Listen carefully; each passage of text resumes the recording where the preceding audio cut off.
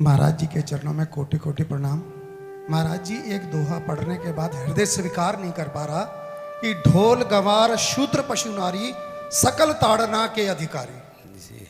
इसमें गोस्वामी जी ने बहुत सूक्ष्मता से वर्णन किया। महापुरुषों के वचनों को हम सूक्ष्मता से समझ पाए। प्रायः ऐसा कह करके हम कहीं कहीं माताओं बहनों की अवहेलना करते हैं, कई जगह हम इसका प्रयोग कर देते हैं। अरे वो गोस्वामी जी ने लिखा है ढोल गंवार शूद्र पशु नारी सकल ताड़ना के अधिकारी। अब इसकी व्याख्या सूक्ष्मता से सुने और विचार पूर्वक। शास्त्रीय प्रमाण के अनुसार ढोल है ना, ढोल को ताड़ना चाहिए। ताड़ना मतलब उसको ठपाक चाहिए और बेताल नहीं। शास्त्र सिद्धांत के अनुसार, संगीत शास्त्र के अनुसार तभी वो राग प्रकट कर पाएगा, तभी वो बजेगा।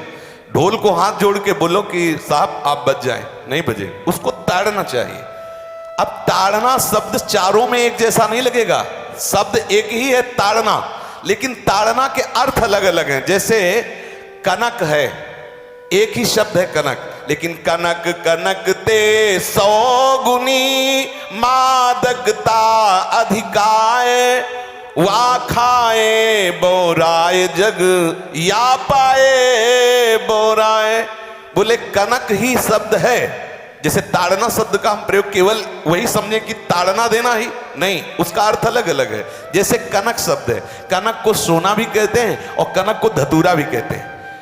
कनक को धतूरा भी कहते हैं। एक कनक है जिसके खाने से बावरा हो जाएगा और एक कनक है जिसके पाने से बावरा हो जाएगा। कनक शब्द एक ही है, लेकिन दोनों का अर्थ अलग अलग हो गया। ऐसे ही ढोल में ताड़न का तात्पर्य है उसको पीटना, लेकिन वो शास्त्रीय संगीत के आधार पर उसको ताल देना।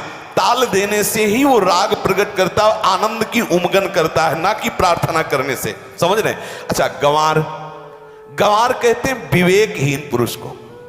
विवेकहीन पुरुष को कोई कार्य दे दो और उस पर दृष्टि न रखो तो कार्य नष्ट हो जाएगा। वहां ताड़ने का तात्पर्य उसको पीटना नहीं है। उस अविवेकी गंवार पर दृष्टि रखो। जो आपने कार्य सौंपा है, जो भी कार्य उसका है, उस अविवेकी पर दृष्टि रखना ताड़ना हुआ। उस पर दृष्टि रखो, क्योंकि वो अविवेकी है, गंवार है, वो कार्य प्रणाली ठीक जानता नहीं। आप जहां त्रुटि होता संभाल लेना तो वो संभल जाए, क्योंकि वो गंवार है। और शूद्र, शूद्र का तात्पर्य होता है शूद्र। वैसे जो वर्ण व्यवस्था में शूद्र का प्रादुर्भाव सबसे श्रेष्ठ जगह से प्रादुर्भाव है। वर्णन आता है ब्राह्मणोष मुखमाशीत बाहु राजन्य कृतः उरुददस जद्वैश्या पदभ्याग्यं शूद्रो जायत। भगवान के श्री चरणों की ही वंदना होती है। प्रायः आपने देखा सबके श्री चरणों की, और शूद्रों का प्रादुर्भाव श्री चरणों से हुआ है। कोई ऐसा न समझे कि शूद्र का मतलब निकृष्ट होता है। यहां शूद्र का तात्पर्य जब से किसी से कहते हैं कि शूद्रवत आचरण करता है, मतलब शास्त्र विरुद्ध, सदाचार के विरुद्ध आचरण करना शूद्रवत आचरण की तरफ संबोधन किया जाता है। यहां कहा गया कि शास्त्र की सम्मति, शास्त्र के शासन के अनुसार आचरण हो, सदाचार परायण हो। शास्त्र जिसके लिए जो विधान करता है, शास्त्र शासन स्वीकार करना, यहां शूद्र के ताड़न की बात कही गई। यहां शूद्र ताड़न का तात्पर्य डंडे से प्रहार करना नहीं, समझना।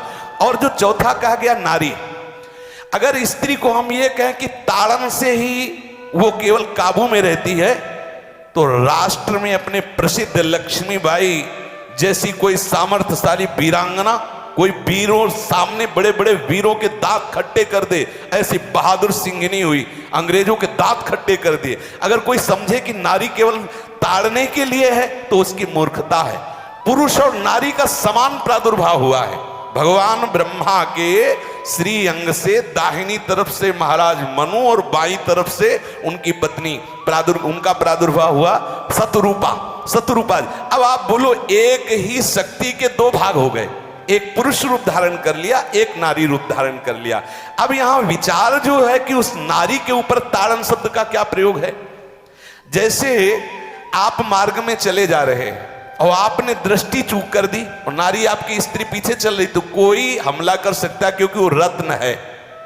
14 रत्नों में एक रत्न स्त्री रत्न भी है। स्त्री को रत्न कहा गया है। भगवान श्री राम जब वनवास में जा रहे हैं तो सिया जी को आगे नाव में जब चढ़ाना होता तो पहले सिया जी को चढ़ा, सीए चढ़ाई चढ़े रघुराई, पहले आगे। दृष्टि रखो, दृष्टि चूक गई तो रत्न है, यहां दृष्टि रखना। शासन मतलब उसकी पिटाई करना नहीं कि जैसे ढोल को पीटा जाता है ऐसे स्त्री को पीटा जाए, शूद्र को पीटा जाए तो गंवार को, यह व्याख्या नहीं है, यह मूर्खता है, इसे व्याख्या नहीं कहते। जैसे कनक शब्द के कई अर्थ होते हैं, ऐसे ही ताड़न शब्द का यहां अलग अलग प्रयोग है। स्त्री के ऊपर दृष्टि रखो। किस भाव की दृष्टि रखे? क्योंकि वो हमारे यहां रत्न की तरह है, कहीं कोई ऐसा ना हो कि कुदृष्टि वाला कोई उस पर हमला कर दे। पाणी ग्रहण संस्कार में रक्षा का भी सूत्र बताया जाता है कि आपको अभी ये समर्पित है, आप इसकी रक्षा करें। हमारे शास्त्रीय सिद्धांत में देखो कभी भी स्त्री को अकेला छोड़ने का सिद्धांत नहीं पाया गया। अगर शास्त्र